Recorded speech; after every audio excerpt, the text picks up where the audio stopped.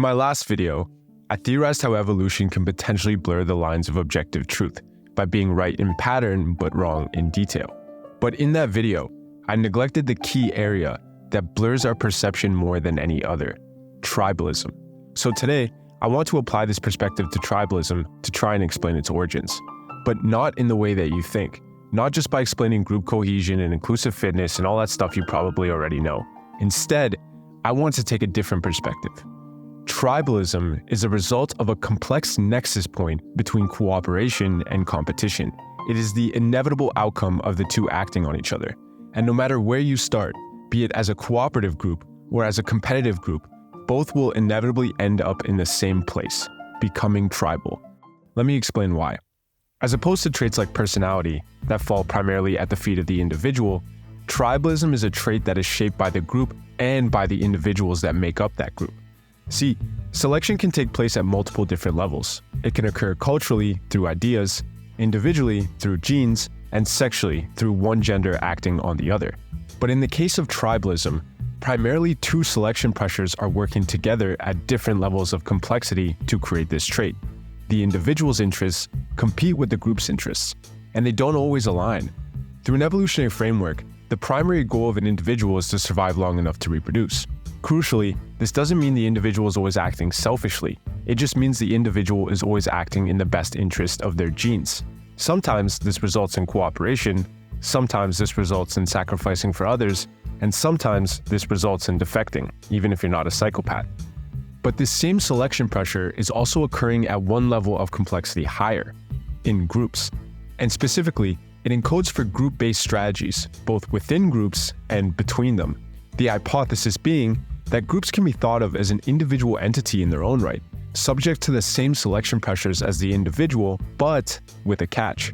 While individuals primarily strive for success in reproduction, the group is faced with additional challenges like remaining cohesive, fair, or viable with other competing groups.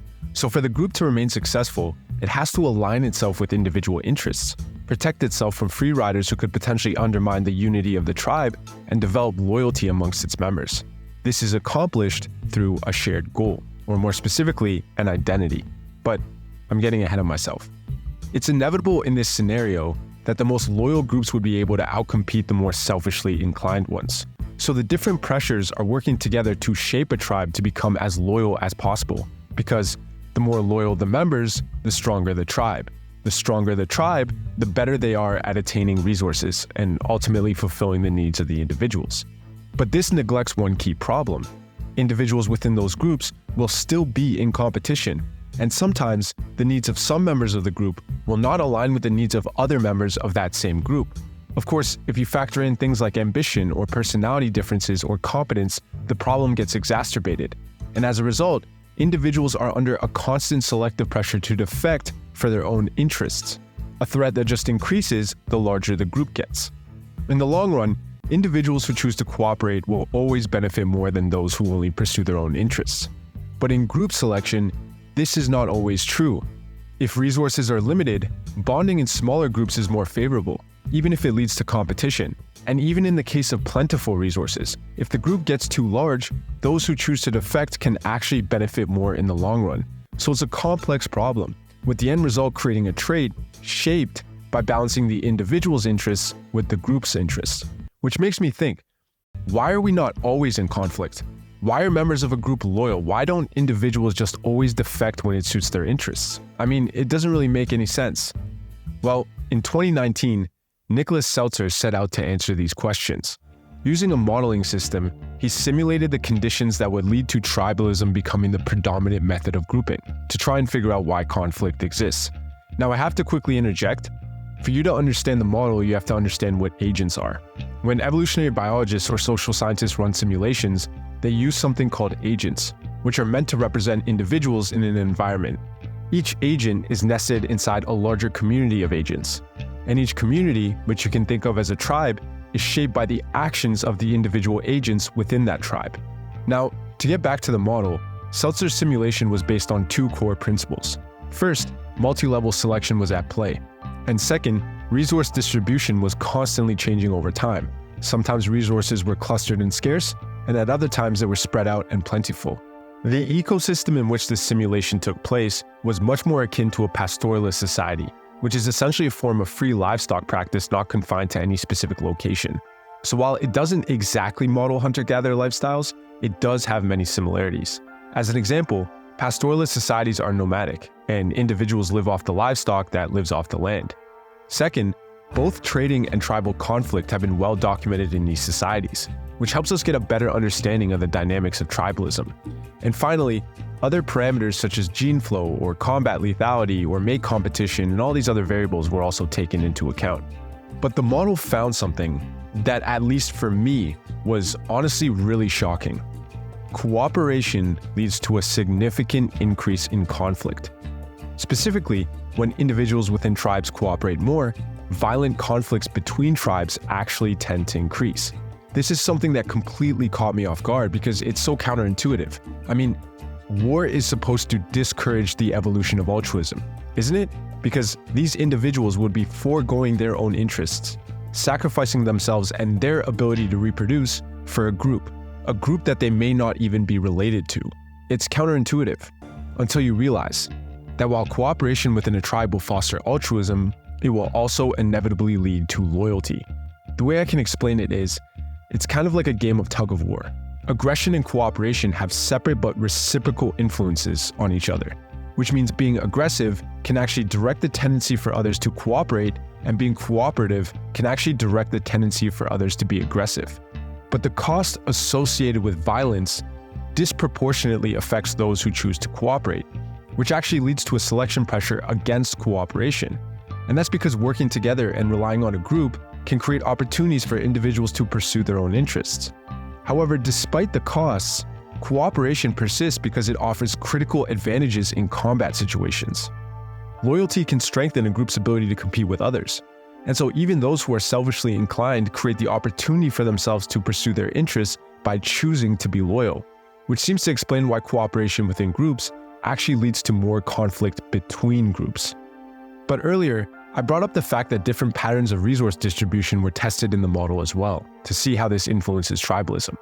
And when resources were clustered in specific areas, there was a direct link to more cooperation, which resulted in more conflict. Honestly, this is what I expected. But surprisingly, even when resources were spread out and plentiful, a different type of cooperation emerged that also led to conflict, although it wasn't to the same extent.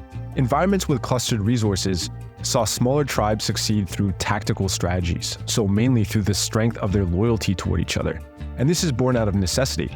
Clustered resources leads to more competition, so a tribe needs to band together in order to protect their shared interest. In contrast, when resources were spread out, victory was determined by the tribe with the largest population, meaning in environments with spread out resources, group conflict seems to hinge on tribe size without much loyalty between its members. Okay, so this is a lot of information, but if we want to find a way to overcome tribalism, we can't leave any stone unturned. And based off this simulation, it seems like we can't have cooperation without also having conflict. Increasing one will lead to the other one becoming more advantageous. Still, what this simulation does give us is the starting point for why tribalism exists. Humans almost certainly evolved in a context that involved both group cooperation and group competition, individual interests and group interests. In both cases, individuals are pressured for two different but reciprocal processes towards tribalism, the nexus point. But regardless of climate, resource density, or the size of the group, I don't actually think tribalism is the problem, at least today. I think it's loyalty. This is probably a contentious thing to say because loyalty is certainly a virtue, but even in the simulation, the most amount of conflict was present when the individual agents were most loyal to their group. Now, loyalty is not exactly something that can be overcome, and part of that is because of something called inclusive fitness. But the other reason is because I neglected one key problem. See, one thing I failed to mention earlier is that for a tribe to be united, it has to be loyal. And for a tribe to be loyal, it has to be wary of outsiders. In the case of within-group cooperation, groups that are more cohesive and committed to shared goals are more likely to be stronger competitors. To accomplish this, in-group members have to penalize free riders but reward loyalty. So there's this active selection pressure by the tribe to foster cooperation by making members as loyal as possible. And for cooperative groups to remain efficient, they have to protect themselves from the exploitation of others, which isn't exactly an easy feat because it's not like free riders try to stand out. For these free riders to be successful, they have to blend in. They have to be as subtle as possible. But anyway, I think this is where the tendency to favor us over them stems from. It's a defensive mechanism. The strength of a tribe is not just established based on how many people choose to work together. It's also determined by how effectively they choose to work together, something that is affected by size.